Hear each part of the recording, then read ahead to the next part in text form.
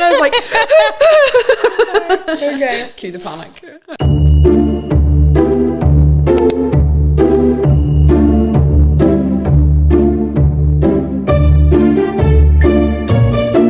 Hello and welcome to the first episode of Sin and Sage. We were supposed to do this quite a while ago, but one thing happened after another, but we're finally here. I am Nikita Rogers. I am one of your hosts today. I am covering all the stuff regarding the paranormal, fantasy, and true crime cases. We have Robyn with us today and Corri. Robyn, would you like to introduce yourself? Hi, I'm Robyn. I will be covering all the witch stuff in this podcast. Yep. And Corri? Hi, I'm Corri. I will be covering all things books and smut. Perfect. Well, we hope you enjoy your time with us here today. This is our very first episode, so you're going to have to try and give us a little bit of grace while we get over our nerves. What have you guys been up to this week? I know it's only Monday technically and this won't be going out for a while, but what have you been up to in general? Fuck all. And that's that. I am living my best life in my deep winter period. I am doing nothing but sitting on my sofa reading books, drinking tea under a blanket and watching the odd episode of Law and Order SVU. Yep, same for me, other than taking kids to school, doing shopping, and any other adulting. I have been sitting on my arse, watching TV and binging books from the 1st of January. Yeah. I think I've already bought 5 books now, isn't it? Yeah, we've went through a lot of books and we've DNF'd a lot of books so far. And it's literally, what date is it today? It is the 12th. It's the 12th and there's been a lot of books.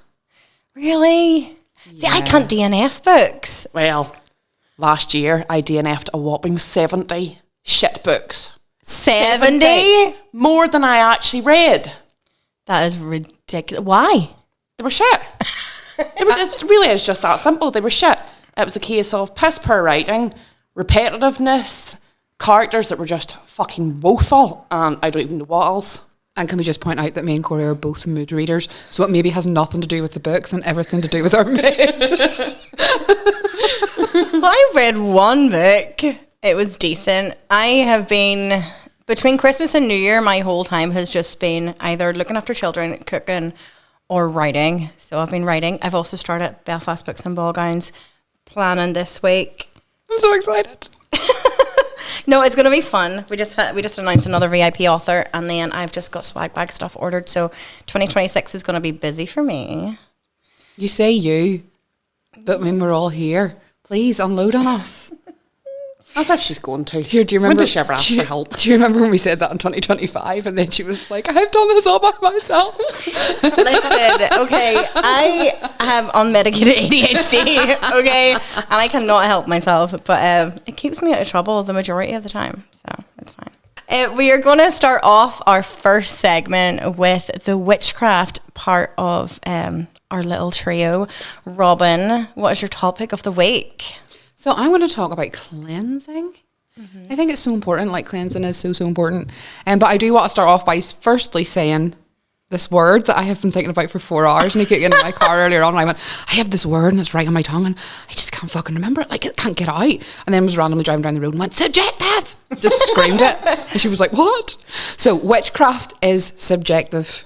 And by that, I mean, like, what I do isn't what Nikita does, isn't what Corri does. You know, everybody's is different. So nobody come for me and be like, oh, you did that wrong. No, fucking didn't.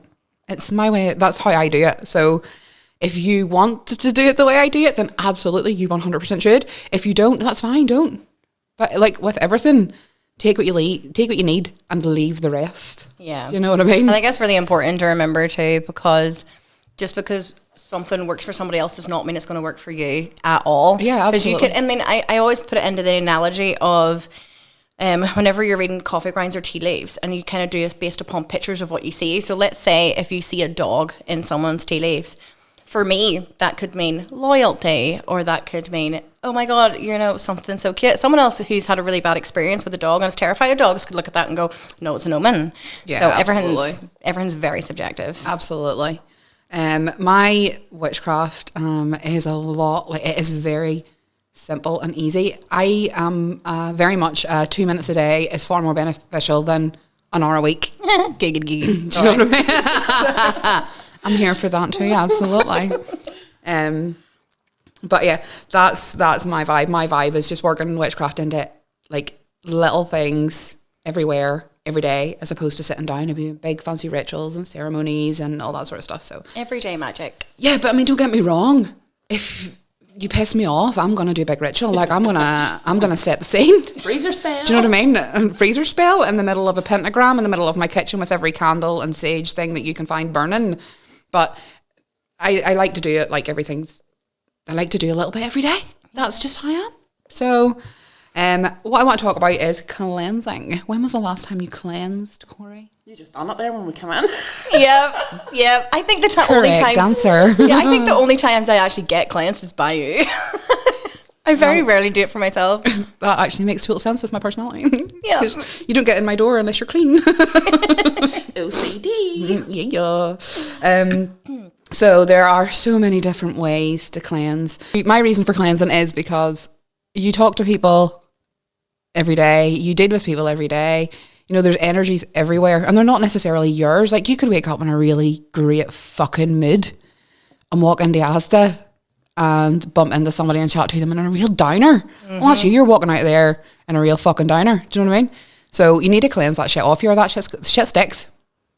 Do you know what I mean? Yeah, it does. Shit sticks. So you need to cleanse that. And there's like, you need to cleanse yourself. You need to cleanse your home, your car, everywhere. You need to cleanse everywhere. And this is not like that undiagnosed OCD thing. Speaking, Corri, thank you. This is just what you should do. So there are ways to cleanse. As the girls said, I saged them when they came in here this morning. So that's smoke cleansing. That's a form of smoke cleansing. But you could use Palo Santo. You could use incense. You know, they're also forms of smoke cleansing. Like there's so many things that you could do. There is also, I love rosemary for actually smoke cleansing. The smell of it. Rosemary's nice. But rosemary is a good all-round herb. But we'll talk about that another day.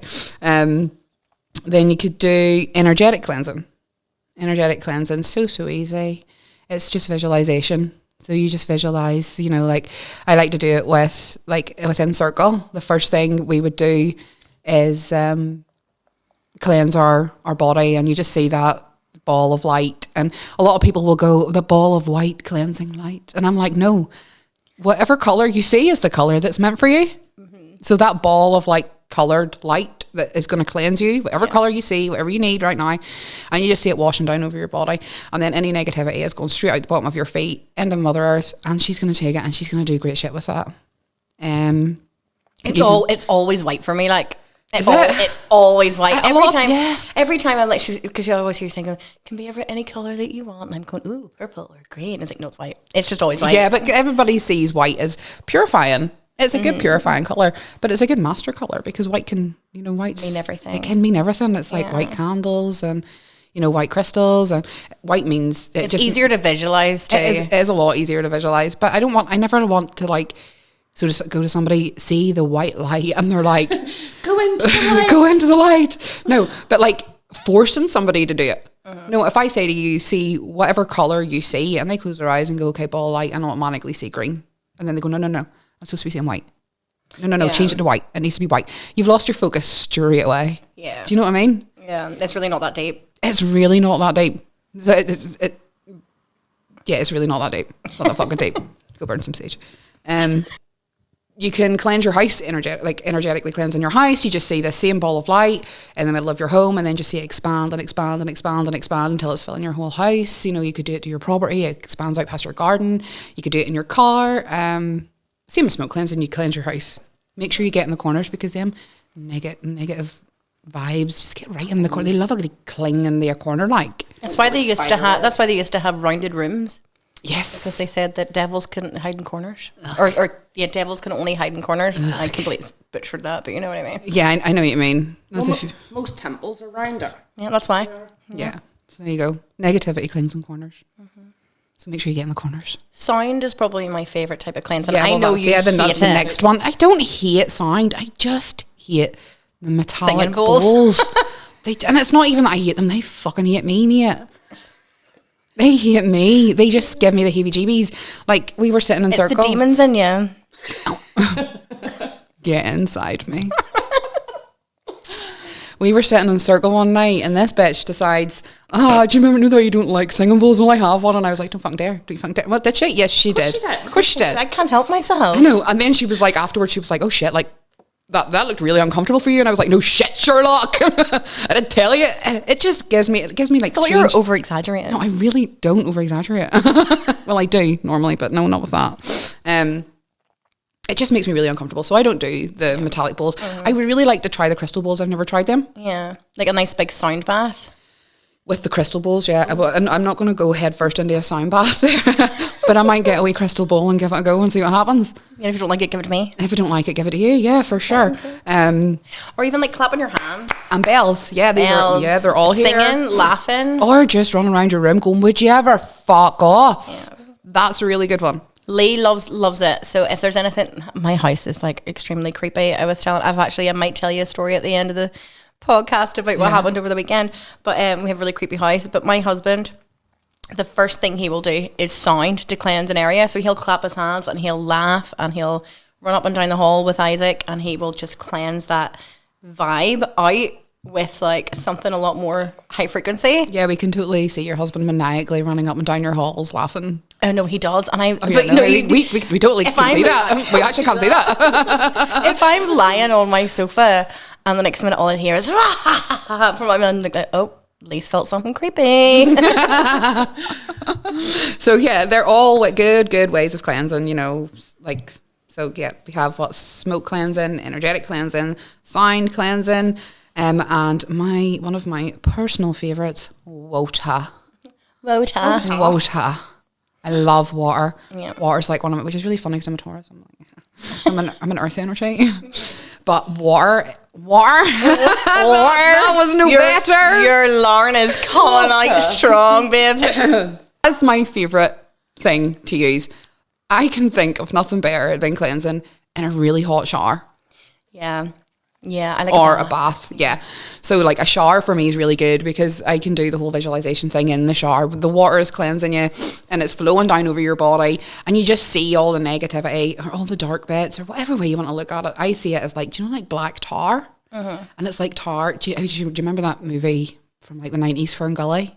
Yes, I used to love Fern Gully. It's such a good, and then they have that wee creature in it and it's like, it comes out of the, it's basically oil, isn't he? Yeah. That's how I said, do you not remember it, Corri? No. Corri's homework, it's watch so Fern good. Gully. It's so good. Basically, everybody who loved Fern Gully grew up to be an environmentalist. Yeah. Yeah. It has fairies. Not the ones that butt you, like it's a kid's movie, Corri. So Fern Gully, and it's like that oil. It's like seeing that oil running off your body and then watching it like go into your plug hole and down your sewer and it's gone and you're out and then you get like, you know, your 3 different soaps and your exfoliator and your shampoo. Just me. Just you, babe. But yeah, that or obviously cleansing baths. Add a bit of salt in there. And some incense. Or standing out in the rain. I love standing out in the rain. And then I live out in the countryside, so obviously I'm surrounded by trees. So standing out in the rain with all the trees and the grass and your bare feet. Butt naked. Under a full moon. And it's so cleansing. Yeah. So yeah. Again, another great thing to do. Cleansing is so important. It's so super important. And I think people very highly underestimate cleansing. So they do. So yeah, there you go. I've had my way. It's even in different religions too, though. It's not even just ours. Like the idea of cleansing yourself before you go into a sacred space. Like I know in the Muslim religion you have to like wash your hands and stuff before you can go into prayer. Yeah, for sure. And it just makes sense to make sure that you are cleansed of everything of the day to be able to go in and be able to connect that way. Yeah, it's like an energetic reset. Yeah. That's basically what cleansing is. It's just resetting everything so that you can, you know, you're not vibing on somebody else's energy, in my opinion. Yeah. Do you know what I mean? It's just like an energetic reset. You're nice and cleansed to begin whatever you want to do. I mean, obviously cleanse it and you're going to hear me bang on about it consistently for the foreseeable future, is that my basic things for witchcraft, like your foundation should be cleanse, protect, ground and gratitude. If you can nail cleansing, protection, grounding and gratitude, you're on a winner for, you know, you're setting yourself in a good line. Yeah. That's what I think anyway. So for anybody who is listening right now and who hasn't really been into the whole witchcrafty side things but is interested, what homework would you give them from today's umbrella of cleansing? All my homework is just going to be research. Look it up. You know, I'm going to tell you that these are my favorite ways to do things. If you are just beginning your witchcraft journey, you know, people call them baby witches, and Corri goes mad at me because I'm like, stop it, you're not a baby witch. And she's like, no, but they just mean they're new. And I'm like, no, but you're taking away your power. You're not an infant. Yeah. No step. You're going. You're infantilizing yourself. Yeah, you're stepping into witchcraft, and you're stepping into your power. You're not stepping out of your, you know, out of one thing and into another to be a little baby and then grow into something. No, you're stepping straight into your power. So if you are a beginner witch, you are stepping into your power. Cleanse. Absolutely, you should cleanse. And if you don't know what you want to do, I mean, some people can't use incense or they can't use sage or rosemary because they can't handle the smoke. That's fine. Then, you know, clap your hands, get yourself a wee singing bowl if you really want to be like, if you really want to have the prop. Yeah. Or just walk around your house going, fuck off, you're not welcome here, get out. Do you know what I mean? But definitely that your homework, if you are a beginner witch, is to find your best way, find your favourite way, and find the way that works for you to cleanse, to get yourself nice and shiny and new and reset to begin your day. Ta-da. Ta-da. Well done, Robyn. That's a fantastic first one. We are going to take a quick break and then we will be right back with some paranormal and creepy stories that I found from our local area. Did I ever tell you guys about the time I was in a paranormal group? I heard snippets of it before. Have I never told you this? Yeah, no, I used to be in a paranormal group with my husband before he was my husband, and his brother, and it was called Chain Paranormal Research. It was called what? Chain Paranormal Research, CPR. That's very Isn't that really cool? I was really impressed with that. So we were trying to figure out a name. We called it Chain Paranormal Research. Oh wait, you have a tattoo. I do. Yes. I have a ghost holding a lantern with CPR underneath it. Aww. Yeah. And me and his brother got it, and Lee never. No, did Lee get it? I think Lee did get it. I can't remember.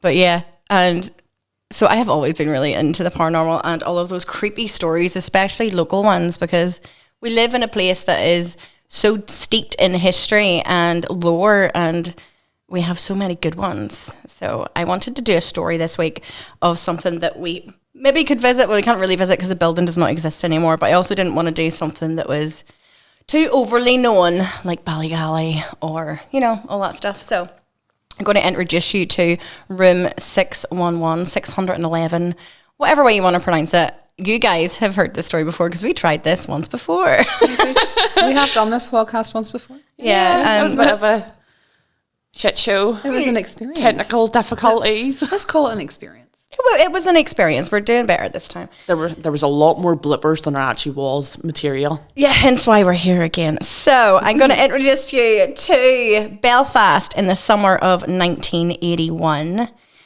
We are with Ken, who we are going to assume is an alias. He's from rural Northern Ireland, but we don't really know much else about him other than the fact that he is a human geneticist who studied at Queen's University in the latter half of the 80s. So probably around when we were just born. He is very science-driven, and before his experiences in room 611, 611, I'm going to use that interchangeably, by the way, in Allenbrook Hall, he was a complete paranormal skeptic. The Allenbrook Hall was a student living accommodation in the middle of Belfast, built in the 1960s, which Ken himself describes as the last place in the world you would ever expect anything to happen, which I always think is famous last fucking words. Yep. He was living on the 6th floor in a double room shared with his roommate James. Things seemed to happen very quickly after they had just settled in. It was the dead of winter in 1981, and both roommates had settled into bed for the evening when something sinister caught Ken's attention. From the corner of his eye in the low light of the room, he could see an apparition begin to form. It was the large black figure of a man, which, you know, I mean, we can take in two ways here. And we are dark romance readers, yeah. So what's going to creep a guy out in the later half of the 80s is maybe not going to creep us out. No, we're definitely absolutely not. here for it. He was standing near his desk, like in his study, which, you know, for a student is the same room that you're sleeping in. Ever the scientist, Ken tried to blink his eyes and see through the haze to try and make sense of what he was seeing, but all he could say about the figure was that it was the blackest black he had ever seen. Black. I know. Pop off, King. At exactly the same time as the apparition appeared, two things happened. One, a very loud white noise erupted in his ears, which I assume now with my paranormal experience, thank you very much, it's just different types of frequency. So every time I will sense something or feel something, some kind of presence somewhere, I always get a frequency in my ears. Yeah, like white noise. Yeah, does that happen to you? Yeah, I get it all the time. Absolutely, yeah. Yeah, and it'll be different frequencies depending on what type of entity you're dealing with as well. So I think me and Lee have actually sat down and worked out the exact frequencies. Is it true that the apparition or the worst energy is louder ringing in your ears? Not necessarily louder, it's a different frequency. So it's a bit so someone will be quite low, someone will be high. And so most people think that it's like the lower the frequency, the eviler the thing. That's not necessarily true. It depends what frequency fucks up the atoms in your body. And that gives you that weird kind of like, oh, someone's watching me, or that standing up on the back of your neck feeling is a frequency pointed directly at you. And I can't even remember right now the exact frequencies, but if I do find it, I'll put it up on the socials. Because my husband knows more about frequencies than me. He works with frequencies all the time. But they're a really good thing to look up. Robyn, I'm looking directly at you, talking about cleansing, because there is scientific studies coming out of, I think it was Harvard, that talked about frequencies actually attacking certain parts in your body that kills bad cells. So you can use frequencies to heal inner ear infections. They've used it to heal like a bunch of other things. They're working on it for cancers and dementia, and they really do seem to be working. So it's not just woo-woo. Can I put that out there? I was just about to say, if we step into the woo, there is frequencies for each chakra in the body to help cleanse and clear each chakra. So that's what I would use that for, obviously as a type 1 diabetic, and now you're saying that frequencies can heal. I wonder if we could revive a pancreas at this point. I mean, listen, I will send you the information that I have about it. But it's a very, very interesting topic that I think we should delve further into, frequencies. And do you know who the best person to talk to about this? Lee Rogers. He's the frequency king. So maybe we'll get him in for a talk about frequencies. He can teach us all about them. The second thing that happened at the exact same time as about 5 minutes ago was his stomach filled with dread, and a sense that Ken describes as distinct distilled evil came from this creature. He said it felt like a force of nature, like everything that felt good and right with the world had just disappeared, leaving complete despair coming through him in waves. He could see it rippling the blankets when he looked down over his body. That's how strong this apparition was. It felt targeted, like it was looking for him specifically, looking to do him harm. The figure then drifted towards him closer and closer, and the only thing Ken could think of doing was to lunge back at it. Which, I don't know about you. I'm not about that life. No, we have said there is reasons why me and you would survive a horror movie because, wasn't me and you? No, I'm definitely dying in a horror movie, for sure. Oh, yeah, it wasn't. Must have been me and Gail or something, because it was...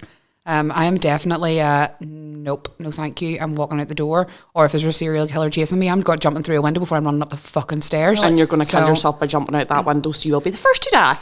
Listen, I would rather take my own life than have my hands in a serial killer that's not about kink before the killing. Well, this is why I was going to say, is he masked? Because we'd be running into that man's arms. Yes, they were like, take me. No, I'm the type of person, if I walk into a haunted place and I hear a sound in the other room, I'm going to find out what that sound is. However, if there's a massive 7-foot black mass and it's not wearing a scream mask and it's not sexy, I am the only last person that starts to try and call it out. I am not about to pick a fight with you. Do you know what I mean? I'm not going to. Are you sure about that? I'm not sure you're telling the truth, Nikita. I'm not going to pick a fight with it. I'm going to ignore the fuck out of it. Are you going to ignore it, or are you going to be like, what do you want? Well, no, that's true. Yeah, but I mean, if it's lunging towards me, though, I'm sitting there and I'm looking at it like, oh, come on. Back the fuck up. That's what you'd be saying. I just have this image of this thing lunging towards Nikita, and Nikita going, you think so? Huh? You think so? I know, but what are you going to do with that? It's an apparition. Your fist is going to go right through his face. Do you know what I mean? Yeah. What are you actually going to do to this thing? I'm too political. I'll end up reasoning with it. I'll end up sitting it down and talk to him about the radical left. I can absolutely see Nikita sitting on a chair with a like this like large 7-foot black form lying on a sofa. Who with hurt you? box Are of you tissues. okay? Yeah. I know. He was like, we need to have a chat about why you're so aggressive. But yeah, so when fight or flight kicked in, he chose to fight, and the second he did, the figure disappeared. See what I mean? It's like as soon as you're like, it's like, well, come on, then it's just like disappearing. I need to know why it's there. I need more information than this. Yeah, no, well, now you've told me that if you go, what the fuck's your problem? It's going to disappear. I'm going to run my house now every time there's a ghost. Or in the studio with Clarence, I'm going to be, Clarence, what the fuck's your problem? Yeah, we have a ghost in the tattoo studio, just in case you frequent my studio. There is a ghost in here called Clarence. Anyway, the next morning, still shaken from the experience, Ken chats with his roommate, also a scientist, and he tells him that something strange had happened to him in his room. His roommate, he said something happened to him too, and it was nothing like Ken had experienced that had happened to him. The roommate explains that he had been trying to get to sleep in his own room with his eyes closed, and he saw a point of light in his mind's eye, slowly getting larger and larger until the back of the head of a man came into view. This man turned, gave him a dirty look, and then disappeared. The only thing he could remember about what the man looked like was that he was young, perhaps the same age as him, and that the feeling and the vibe he got from the figure was that it was intent on doing harm. We need to remember that these are science-based people. They went into these experiences trying to work it out in a scientific, logical way to try and debunk it, and they probably could have if it had been a one-off experience. But it wasn't. The next day was a Friday and everyone had gone home for the weekend except for Ken, per Ken. He was alone in the room. In fact, he was the only person left on the whole 6th floor that night. It was around 9:30 p.m. and the lights in the hall were on. This building was made in the 60s, and as you can imagine, it was rather loud and a rickety building with thin walls, so you could hear everything, like literally everything. Which, with students, is probably not a good idea, especially in the 70s and 80s. It would have been a fun time for all involved. Absolutely. I know. Think of the science experiments. From his room, Ken was reading a book and settling in for the night and could hear the lift moving up and down occasionally in the hallway, meaning he figured someone in the lower floors was coming home or leaving. Then it stopped on the 6th floor, his floor. He heard the doors opening, and for a split second, he thought maybe he had someone coming to see him. The second the thought of someone visiting him entered his head, the same feeling of dread from the night before came over him. Unfiltered evil filtered into him from the left side of his body, which happened to be the direction in which the lift was on the other side of the wall. Within seconds, the sounds of footsteps came down the hall towards his room, as if the person was wearing boots with nails on the bottom of the sole. I mean, I used to wear those too, but sure. They stopped outside his door, and then complete dead silence. Just when he thought nothing was going to happen, the door erupted in loud bangs and knocks, shaking the door on its hinges like multiple people were violently kicking and punching at the door, which, being in Belfast in the fucking 80s, must have been terrifying. Yeah, no, I wouldn't like to be there. I don't know, if I was in an empty building and there was a lot of banging the door in the 80s, I would definitely be considering jumping out that fucking window that we talked about. Yeah, because I don't know. I mean, if anybody's listening to this, it's not from Northern Ireland. That was not a good time. And you did not know who was going to be at your door. So the safer thing might have been to jump out a 6th floor window. See? Yeah. Not so crazy now, Emma. Instinct made him jump out of his bed again. He went for the door, and shaking and banging instantly stopped at the door.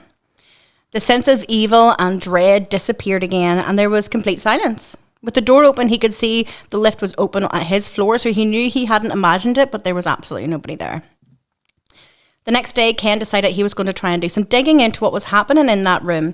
He knew he hadn't been the first person to stay in that room, and that the students who had previously lived there were still studying. In fact, they still lived in Allenbrook on the same floor. He found them and, albeit hesitantly, asked them if anything strange had happened to them in room 611 while they had occupied it before him. The men awkwardly looked at each other and explained that they were in that room. That whenever they were in that room, the study books would fly around the room. The books would literally come flying off their shelves and hit the wall on the other side of the room, hit the floor. Like there was some kind of poltergeist activity throwing around their things, which, I mean, I don't know, this is just me. But if I was moving into your room and it happened to have a ghost in it and you're throwing shit around, maybe tell me beforehand. Give me a wee bit of heads up. Yeah, I get that, but then who's going to believe you? I don't know. I don't mind people know I'm a crazy bitch. Oh yeah, no, I know, I get that. But could you imagine being that person in the 80s and turning around and going, here, listen, mate, you're in 611. Just so you know, the last time I was in there, somebody threw a book at my head and I was the only person in the room. Yeah, especially when she knows that it's scientists that are trying to debunk the paranormal. Yeah, I know. Do you know what I mean? Yeah, everybody's going to think you're crazy. So, I mean, I've got the bag of the people in the room before. I don't know, man. I think it was a bit shitty, but that's just me. Well, I mean, yeah, is it shitty? Yes, but I mean, it's every man for themselves, isn't it? Okay, well, I know where I stand with you two. I'm just preparing myself for when we get to the book section, because... Yeah, so moral of the story, trust no bitch, right? So, the next year when Ken came back to Queen's for his next semester... I suppose it would be his second semester. He moved on to another room, and 2 new students took up residence in room 611 in Allenbrook. He decides it would be a better idea not to warn them about the things he had experienced there. Vindicate it. As an experiment to see if the room was truly haunted or if it was just haunting him. They were new subjects in the same environment, and he couldn't help himself as a scientist to get outside data from unsuspecting subjects. Evil. I'm so sorry. 3 months after the new men arrived, they stopped Ken in the kitchen of Allenbrook and asked him if there was anything strange that happened to him while he was there. Ken asked why, obviously kind of knowing why they were asking in the first place. They said that things started with both of them having horrific nightmares, that they said that they were dark and evil, waking both of them most nights. Then it changed to where they would both have the exact same nightmare at the exact same time, which really started to get them worried. It's not a common thing to have the same exact dream as someone, never mind at the same time and for so long. When it switched to poltergeist activity, knives and forks would fly through the room, sharp objects would disappear and appear under the covers of their bed near where their feet would be, assuming for the want of them to cut themselves on them. The knives would arrange themselves on the floor of the room, so whenever they would get up in the morning in the dark, they would stand on the knives. Oh, I just get chills down the spine. Needless to say, the men didn't stay for longer than they needed to in room 611. Which, you know, I cannot understand that. See what I mean about wanting to know about shit? But even if you were to come up with me and say, listen, that room's haunted, and I might think you're fucking crazy, at least it would be in my head so I don't literally stand on knives, Robyn. Yeah, okay. No, I see that. Yeah, okay. I think you're crazy if you want, but... In his defence, but that didn't happen to him. He just saw the apparition and got the loud banging on the door. It's so strange, but isn't that how, like, one hunting for the same thing can be so different person to person? I would say it's because of your man, Ken, as he's called. He's too busy thinking about the fact that this isn't real. I'm going to debunk this, whereas the other ones maybe were a bit more scared. And they were feeding more fear into it. Yeah, I think that's a part of it, because we all know that with more fear in a room, they have more to draw from. So it's really hard to not show fear if you're genuinely scared. Like, it's okay on your face, you can be like, I'm not even scared, but inside you're terrified.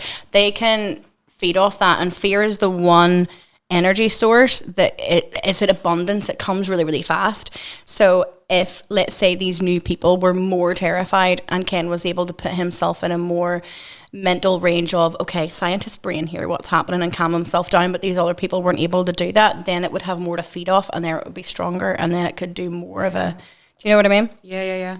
It makes sense. It does make sense. Sure. In 2021, when he recounts all of this for the BBC, Ken states that to this day he can't explain what happened in room 611, 611, whatever. He knows it wasn't just him that experienced the paranormal activity. He knows as a scientist what to debunk and what he can and can't explain, and he still cannot rationally get over what happened. Since the BBC article came out, it sparked more people who had ties to Allenbrook to come forward and share their stories too.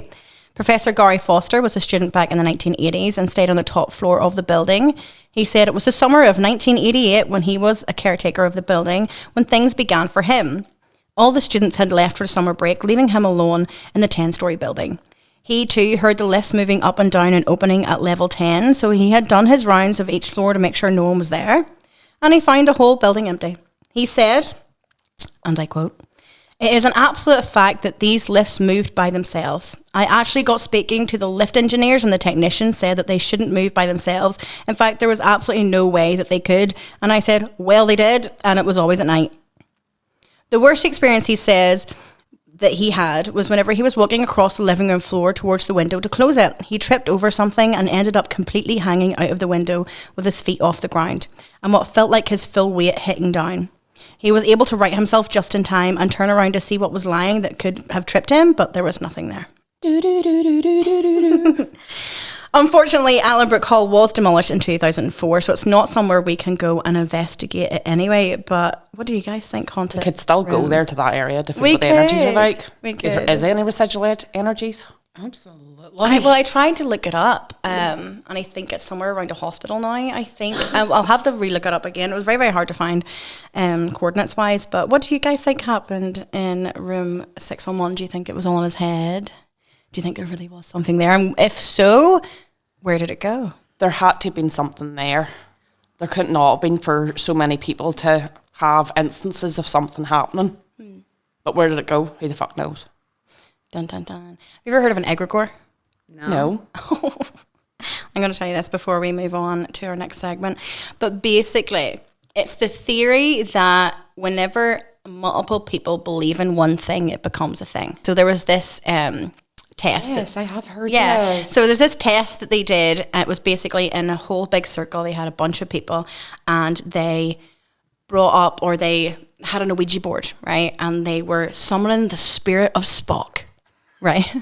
Spock. Oh, it's a vibe. I know. So Spock's obviously not a real person, right? What do you mean? Robyn, just because you like the fingers. No. We haven't got to the book section yet. Right. But because we had all of these people in this one room all focusing their energy and believing that Spock is genuinely there, whenever they got evidence of the Ouija board moving, it was spelling out things from the books and the movies, and it became Spock. And then after they were kind of got away from the table, it dissipated again. So if you maybe have, let's say, in room 611, and something did genuinely happen to those first people, and then word gets around, because you can't tell me that they didn't tell someone else, and then the word got around and blah, blah, and then you've got all these people believing in this one thing, and then it becomes the thing. That's how poltergeist activity works, especially around younger people, which they would have been in student accommodation, because you have so much stress, and all of that comes out. So it could be that. Yeah, it's like manifestation of the mind.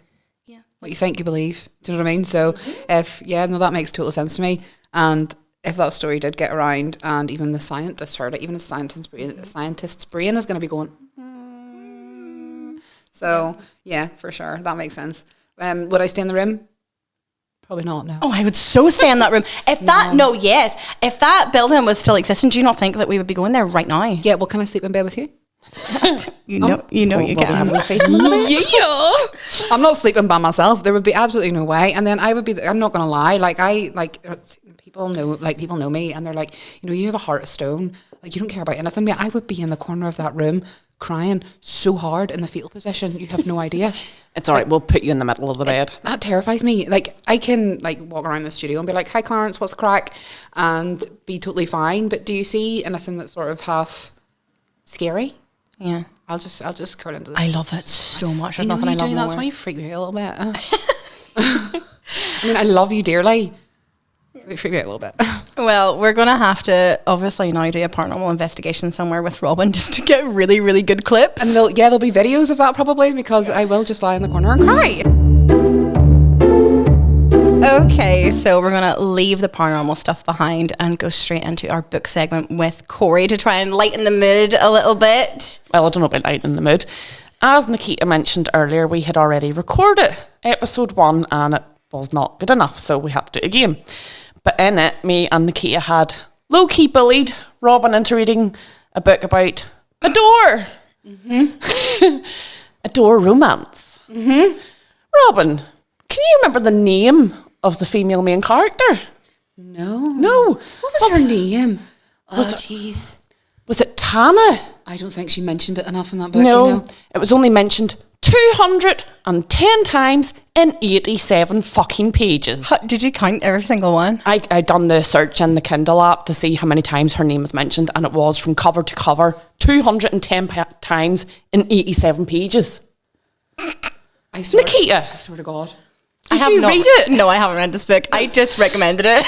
Yeah, so the last episode, I was going to say the last episode because technically it was the last episode, but she low-key was like, "Oh yeah, no, I've heard really good things about this book. You need to read it. It's supposed to be so good. It's supposed to be so good." And I was like, "Mate, I'm not on board with this." And they bullied me into reading it. And she didn't even fucking read it. No, I can. Me and Robyn read it, and we both read it up to chapter 9. It's just like, I can't do this anymore. Did you DNF it? I DNF'd it. You DNF'd an 80-page book? Yeah. What is wrong That with is you? how bad it is. You need to read that to see how bad it actually is. I shit you not. In one paragraph, her name was mentioned 10 times. One paragraph. It was terrible. I mean, the story wasn't even good, to be fair. No. I mean, any story about somebody literally riding a doorknob. No. We need to go back to the start of how the book began.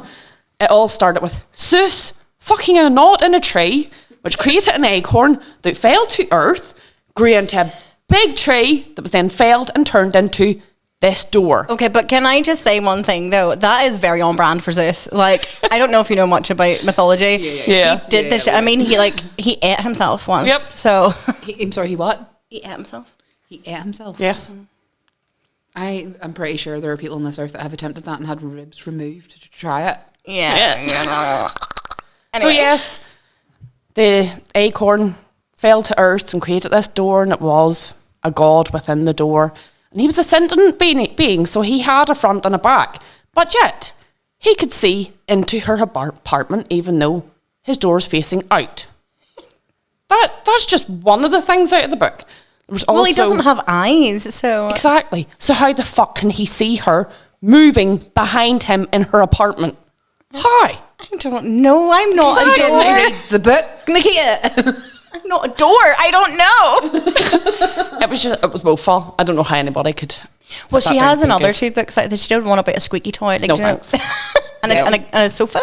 Yeah, no, the last time that we done this podcast and we were driving home, Nikita was telling me all about this, and I was like, can we please never? And she was like, no, you have to read these books afterwards. And I No. was like, babe, seriously? After the Door, which I agreed with Nikita would actually probably be a really good read because I'd seen so many people saying that it was fantastic. Absolutely not. No, I think the lesson here is we don't take recommendations from TikTok any longer.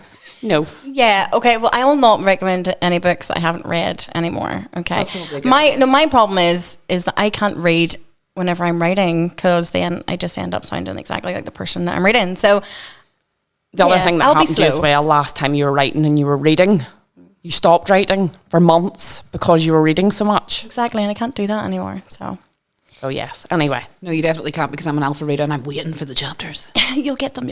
I am on 2 and I still have not read them yet because I haven't gotten into the mood to read it yet. Not that there's anything wrong with the story. I'm only just getting back into reading after having the worst year of reading last year. As I already said, I DNF'd a whopping 70 fucking books. That is wild to me. Yeah, it was crazy. And I've noticed, because I went through my Goodreads, you know, it gives you up what you've read. Mm-hmm. So last year, January, 4 books, February, 4 books, March, 2, April, 4, May, 4, June, none. None. None. I know why that was. Birthday month, that doesn't count. Yeah, birthday month, and we were too busy focusing on Belfast Books and Ball Grounds. Yep. I was in the group chat talking to all the ones that were going to it, trying to get everybody hyped up for it. So reading just went straight out the window. Then I started picking back up again in July, 6 books. August, 13. Whoa. September, 7. October, 7. And then it started dwindling again. November, 3. December, 1. And the December one was 127 pages. And then I hit Major Slump City and meltdown mode. Ignored everybody for a couple of days, as Robyn knows.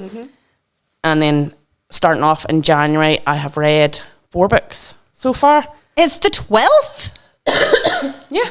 They were really good books, to be fair. So one of them is called Dark Legacy, which is actually 3 books in one, and it's by Jamin Eve and Tate James. The best way I can describe it is it's teen, but she's 17 coming 18 and the others are all 19, 20 and 21, aren't they? 21. Yeah, so it's not really teen, it's more new adult, and they are billionaire mafia would be the best way I could describe it. Hold on. So give me 2 seconds. How old are they? The girl is 17 coming 18. Okay, ew, but also No, but like, no. The guys, no. it's not a no, revenge. no. I'm not. How old are the guys? The guys, I think the youngest was 19 and the oldest was 21. So it's new adult. And they're mafia billionaires. That's be the best way I could describe it. Just Yeah. it's, Okay, just I don't know anybody that age with money, so well, they have that money because of their parents. Their parents okay, are so they're part nepo of babies. Delta Okay, Militant is called, so it's like an umbrella company for all these other companies. They're all loaded and all the rest of it. But my God, it was a ride, wasn't it, Robyn? It was unreal. So like good stars. Then you liked it. Unreal. Robyn flew through it in how many days? Yeah, it really didn't take me that long. I think it was 3 days you had it read like in, wasn't 3 it? days, and I had like all 3 It was of them over read. 700 pages because it was the 3 books Yeah. in one, and she had it read days before me. Tia I James couldn't is believe good. it. I do like her. She did, what was that? Oh, I read a book by her years ago. I kept trying to get her for Belfast Books and Ball Gowns. Jam and Eve. No, I had a Kate pen- James. Tia James. Yeah, Tia James. Had a girl with the pink hair on the cover. Oh, I can't Anyway, know. doesn't matter. Well, anyway, I like Jam and Eve. I've read her Dragon Shifter books before, and I did start reading another one of hers called House of Dark, and it's The Secret Keepers, but it's a bit too teeny boppy for me. So once I finish book 1, that's it. I'm not going to move on to it again. So I need to find another book now to read. Well, I read the last book I read, which is like one book in the last like 6 months. It was The Everlasting by Alexi Harrow. I picked it up because Reads with Rachel, he is amazing. She was my assistant at Belfast Books Gowns and Grinds in Washington DC, and I love her so much. If you're not following her on YouTube, you should actually do that because her reviews are fucking hilarious. But she loved that book, so I picked it up. I actually have 2 copies of it now because I just got a special edition in. Of course you did. Yeah, well, I didn't mean to. It came in an oil crate. I didn't know what was coming, so I think I might put it up on Vinted. But because I'm saving up for the Cruel Prince special edition series. But anyway, and it's like 6 stars. She absolutely loved it. I say I don't read books anymore, but I would have given it about 3 for me. Why? Right. So the premise was fantastic. My problem is I can't read Groundhog Day books. So it was this guy, and he is like an historian or a lore guy, and he is like rewriting the old story of this old knight, and his blood touches the page and he goes back in time, and then he follows this knight to try and get the story right, and then he goes back over it and over again. Turns out he's been doing this for a very long time, and they're in love and blah blah blah. But see, reading the same exact lore story about 15 times but one thing slightly different gives me like the ick. Like I just can't do it. It was don't get me wrong, it was beautifully written. Like the prose was unreal. Alexi Harrow is an incredible storyteller. Like I could never write that well, but I just can't read the same thing over and over and over again. I'd have DNF'd it straight away. Yeah, I really would have. Yeah, for sure. Like I honestly, I am on like the same line as you. Like I loved Penelope Douglas's that whole corrupt Devil's Night thing, but I didn't read Kill Switch because I just didn't fucking like Damon, and I didn't read it. And then somebody like people kept saying to me, "Oh no, but it's the best book. Like you should read it." Are you joking me? I actually DNF'd that book because flashback. And I was like, I have heard this story 2 books previous. I don't need, continual flashbacks in this fucking book either. So yeah, no, I feel that. The only book of Penelope Douglas's I actually liked was Credence. I read Corrupt. Credence, whatever. Correct my words. Right. Whoa, okay. I wasn't even trying to correct you. I was like, what are we talking about? Credence, whatever. Devil's Night series, I've only read Corrupt. I started reading the second book and DNF'd after about 3 chapters because the FMC just annoyed the fucking life clean out of me. Yeah. Time and energy is way too precious to waste it on bad stories. Bad stories for me, they're not bad for other people, it's just for me. It's subjective. Yeah, see, this is what gives me the ick with writing because I'm like, I know when I write something, someone's going to love it and someone's going to fucking hate it enough to go onto a podcast someday and tell everybody how much they hate it. Oh my God, that was so bad. It was so boring. Well, listen, just so you know, if anybody goes onto a podcast and slates your books, I'll find them.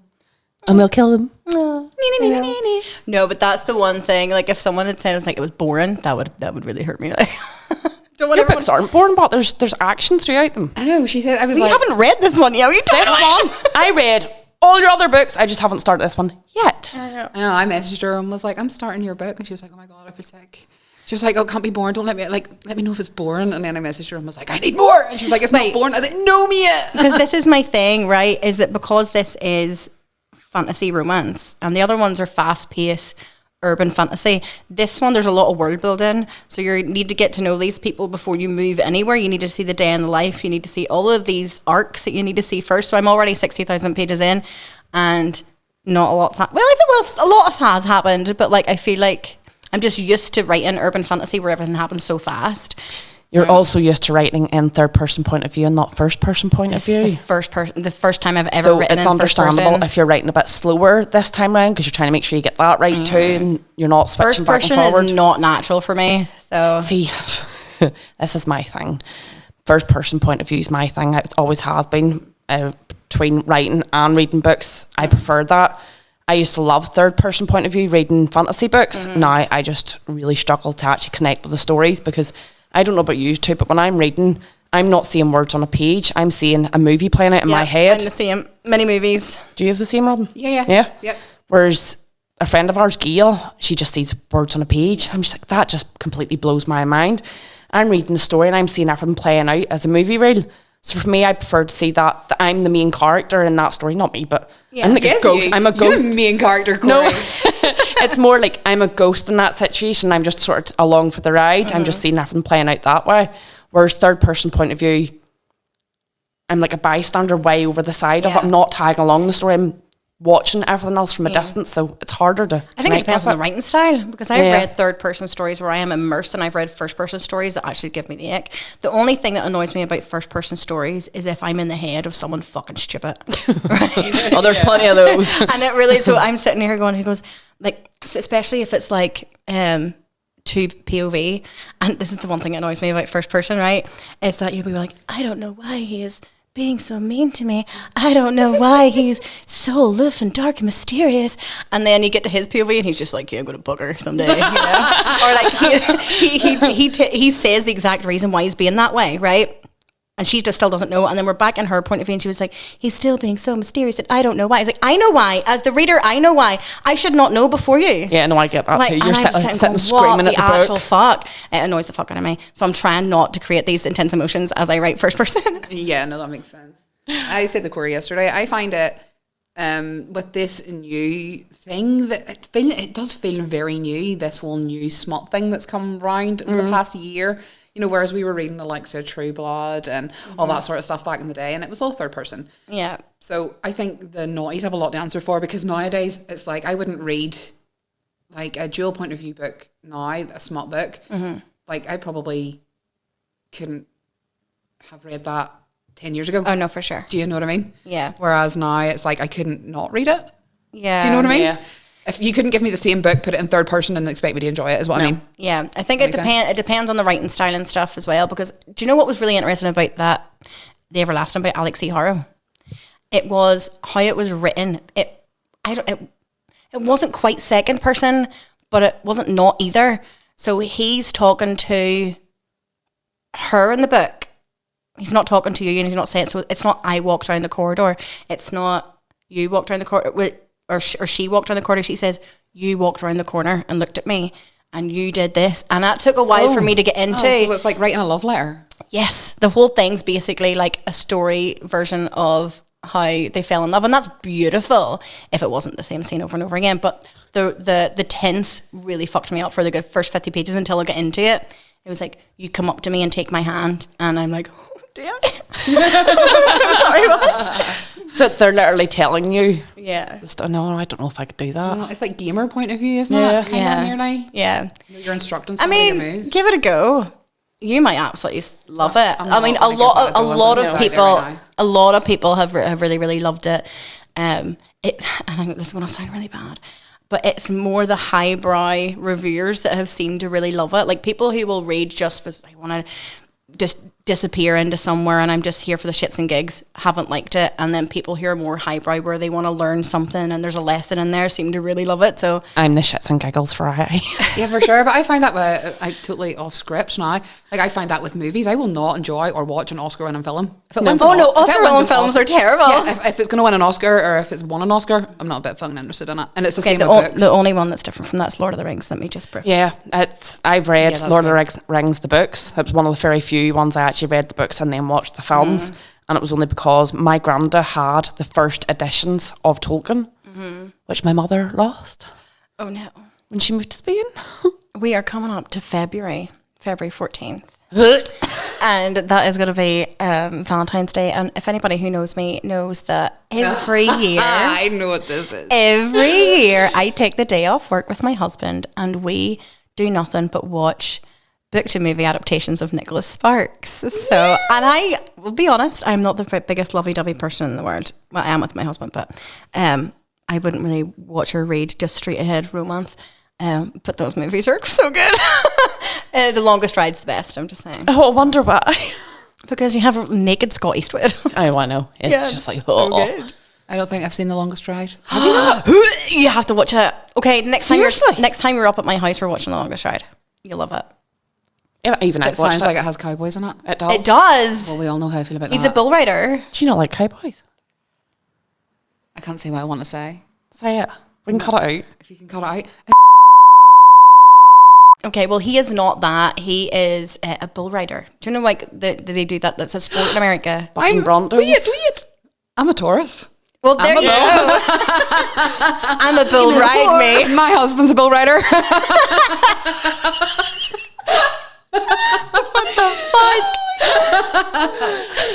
Speaking of cowboys, if anybody wants to read really good cowboys and bull riders, Lorelei James's Rough Rider series is fucking awesome.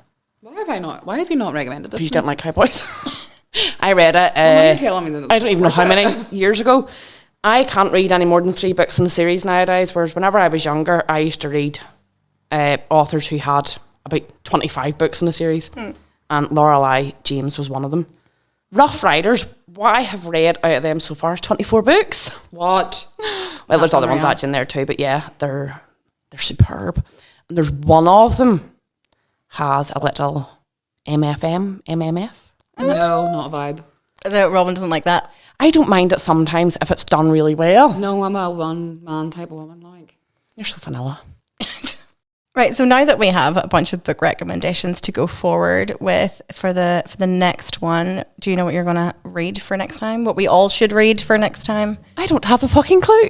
Oh, well, that's helpful, Corri. Thank you so much. I have an idea, Corri. But Nero. I've already read Nero. We could read it again. We were supposed to read it in... Oh, actually, that's what we never talked about. Page Lickers. Oh, yay! Page Lickers. Robyn set up a book group called Page Lickers last year. Yes, and roped me into helping her with it. We haven't had any meetings yet because same as with the podcast, everything just got in the way. Christmas, life, all the whole lot of other stuff. Mm-hmm. So we were supposed to read Insatiable for Page Lickers. No. Yes. Was it Insatiable? No, Carnage. Was it? Whatever it's called. Sabotage by Chantal Tessier. It was yet another DNF for me. Jesus, Corri. It's humiliation and degradation. Not my... Oh, you got the evils there. Degradation. Degradation. I don't know how to say Degradation. Degradation. There we go. But yeah, Page Lickers Anonymous. The page, we will link it up in all of our socials. So if you want to come join us and read a book alongside us. Yes, and if you are joining it, be warned. Most of the books that have been recommended so far are smutty. So if you don't like smut, it's not for you. And we may have been giving away a vibrator. A rose. So be open. What? Have you not seen The Rose? I know, I seen it. I completely forgot about it. And then I know. Well, obviously, I've just realised that I didn't win. No, well, I don't want to do it until we actually meet up because the thing was you had to win the rose. So it's still up for grabs right now. So to win the rose, you have to basically engage and appear at the meetups. So you're telling me I'm still in for a chance. You're still in for a chance and you will love it. Okay. The rose is my husband will also love it. The rose toy is even better than actual roses or the roses chocolates. I wouldn't go that far. Okay.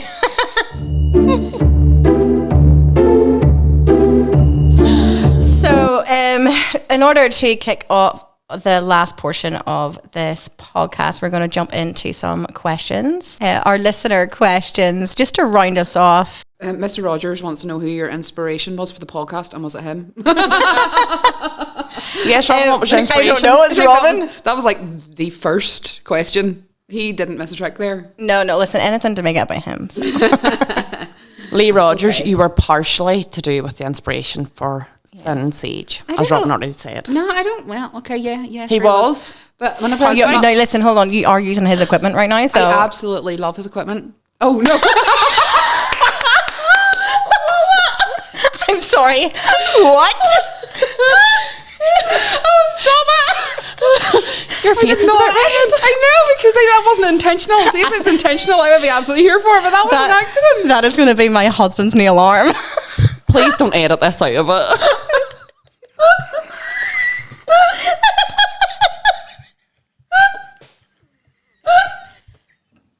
Oh, my husband's going to be so mad. As if he's going to listen to it. Oh, he is. Oh, okay. Oh, right. God. You're going to edit that out. Oh, that was brilliant. No.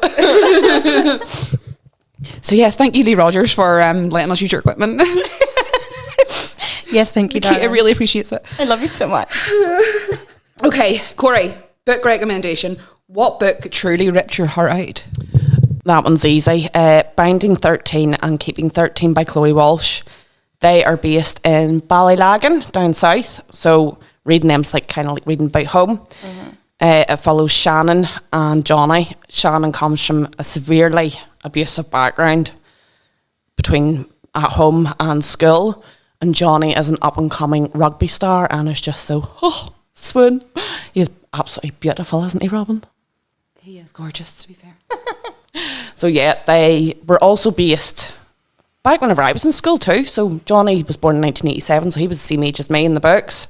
Yeah, so it was like the same in age school. as me. Yeah. So it was like revisiting school again. The crack is mighty in it. You will laugh your head off one minute and then you'll be sobbing your heart out the next. They were I've just never unreal. cried at a book ever. I never used to until I read those bloody books, and I swear every other page I was either laughing or crying because there's some parts of it's just like, what the fuck is this actually happening? So yeah, Binding 13 and Keeping 13 by Chloe Walsh. You can completely leave out the rest of her books in that series. Just read those two. Okay. Thank you. The other question, one of the other questions we had was, Nikita, is Cairndhu really as haunted as they said? Absolutely fucking not. So I actually did a investigation in Cairndhu House back when I was in CPR, as we talked about earlier. And I did 2 investigations there, and it was the quietest place I've ever been in my whole life. This is the thing about haunted places, is that the scarier the place looks, the less likely it's going to be haunted. Like, you want to find the little gems that's like literally someone's living room will be way more haunted than places like Cairndhu. It's also not safe to visit anymore. The last time I visited was maybe 15 years ago. So if you are going, just be very careful, but don't expect to find any ghosts because there's fuck all there. Yeah. Okay. So one of the last question was, any book recommendations for baby witches? Beginner witches. I've already spoke about baby witches. So beginner witches. My favourite witchy book to read is Lisa Lister's Book Witch. Yeah. Do you know, it basically gives you everything you need. In that, and Lisa Lister's great. So she's on Instagram and all as well. She's great. So follow her. So I really liked, back whenever I was starting, was To Ride a Silver Broomstick, To Light a Sacred Flame, I think that's what it's called. And there's another one, and by Silver Ravenwolf, was really, really good when I first started out. yeah, factual books, yeah. Yeah, factual Yeah, books, cool. The Lisa Lister Oh my one. God, that sounded so dismissive. Yeah, cool. Yeah, no, I wanted to make sure they were factual and not like, because I was like, if these are like witchy, like fun books, then I'm going to read them. No. Do you know what I mean? not like you're giving a shit recommendation here, Nikita. Yeah, I was going to say, tell that to your face. I mean, yeah, cool. My face is still trying to recover. Okay. Yeah, no. So basically, it tells you all about. I think To Light a Sacred Flame's more about like inner work, and then To Ride a Silver Broomstick teaches you about the Sabbats and the Esbats and herbs and blah, blah, blah, blah. Herbs, my God, did you hear the American in me there? Herbs. There's an H in there, babe. Yeah. No, I'm going to actually look them up, so you're going to have to text me them. I have them, I'll give them to you. Yeah, Cool. I'll give them to you, they're great. But yeah, I know Lisa Lister was the first one, and it's very good for beginner witches. Yeah. And it's very modern. Do you know, it's very with the times now, so it's easy to follow for somebody who's just beginning now. Yeah. Her book would be really, really good. Well, that is the end of our listeners' question portion of this podcast. That is us for this episode this week. Thank you so much for riding along on our chaos and learning all this random stuff with us. We'll be back again soon.